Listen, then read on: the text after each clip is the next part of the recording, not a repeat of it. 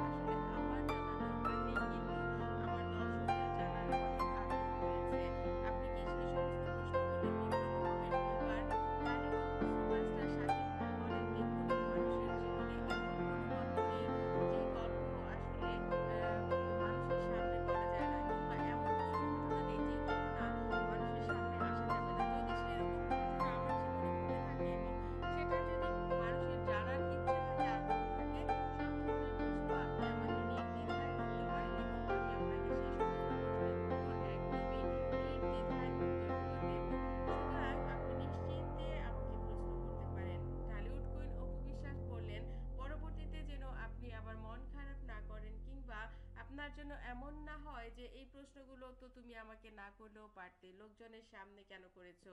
অপু বিশ্বাসকে আশ্বস্ত করে সুপারস্টার শাকিব খান